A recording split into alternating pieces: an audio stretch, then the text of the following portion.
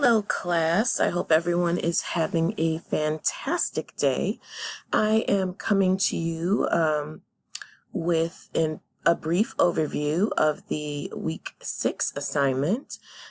We are at that point now where you are going to submit your final marketing plan. Yay! So I just want to provide a brief overview of the expectations. I would like to start with the fact that this is a paper, so please be sure that you are filling out the template in paragraph format. The template is there so that you don't have to worry about headings or topics or anything like that.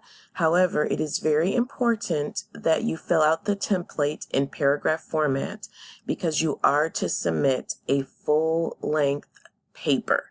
So I just wanted to start with that, just in case anyone's confused with that.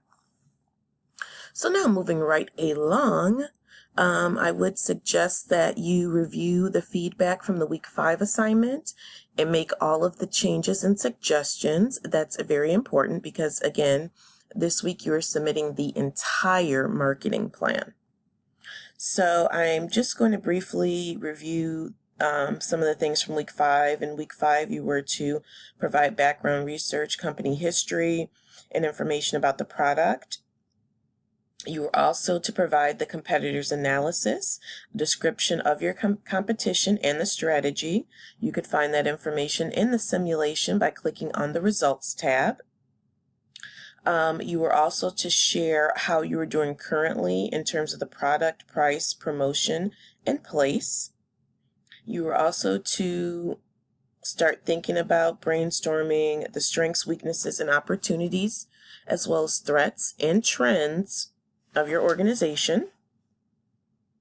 You were to provide insight, of the 2 objectives that you had, and they had to be specific and measurable. And I gave 2 examples. For example, increase product awareness by 15% among your new target audience, identified within 1 year through direct mail and email advertising. You were also to discuss branding. How do you expect your product to be branded? Which branding strategy did you use?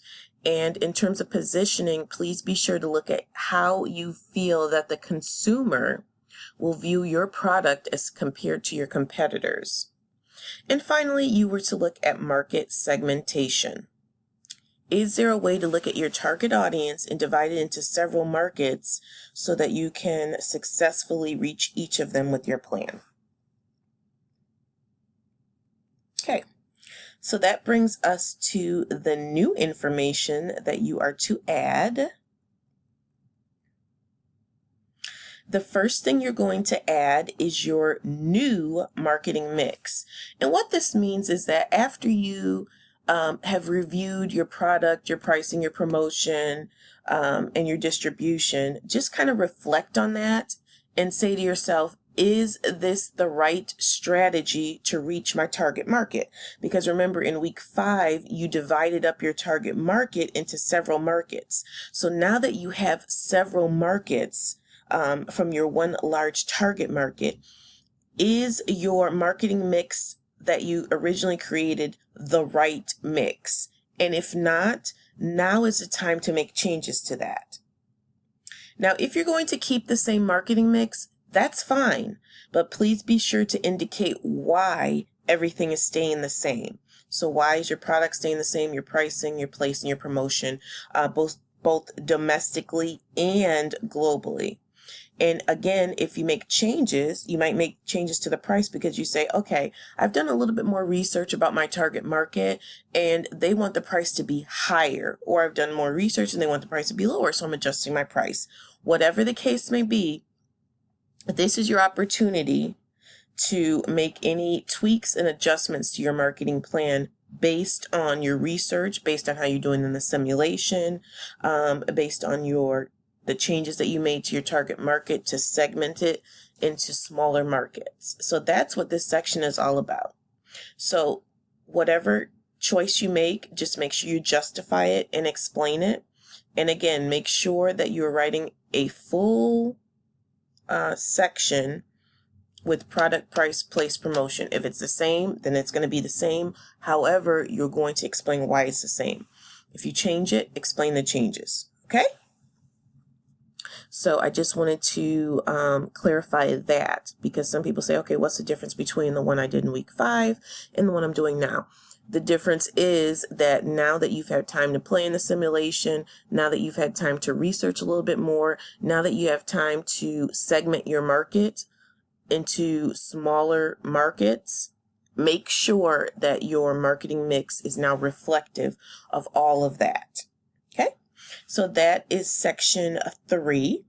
And then section 4 is your marketing action programs, your controls, your conclusion, and your executive summary. Okay, so let's look at marketing action programs. In week 5, you set 2 measurable objectives. So now, based on those objectives, you want to create a plan of action as to how this will get done. What are you going to do? Who is going to be responsible for each aspect?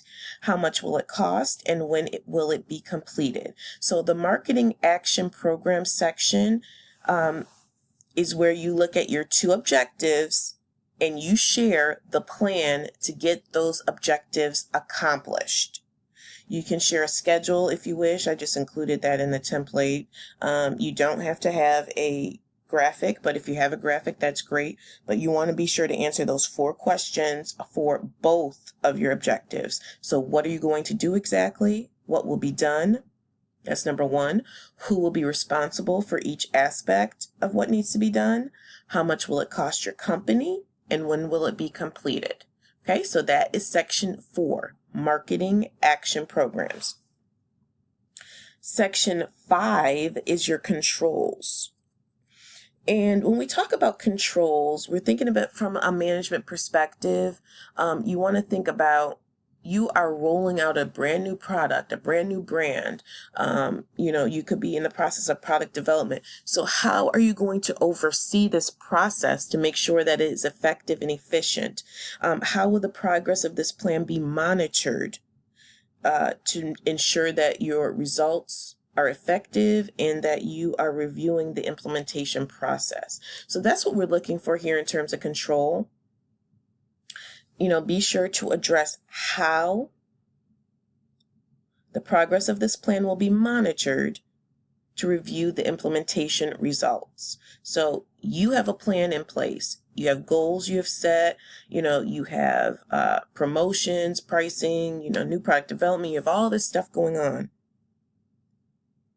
How will you monitor this? What system will you have in place? And you can get creative with this. You can do some research about this and see how other companies control. And it's very important, and I will love to see what you come up with in this section. And also, this assists with, with your management team understanding what's working well, what's not working well. All of that's part of controls. How will you find out this information? And what will the company have to do if you're not meeting your objectives? What's the process then?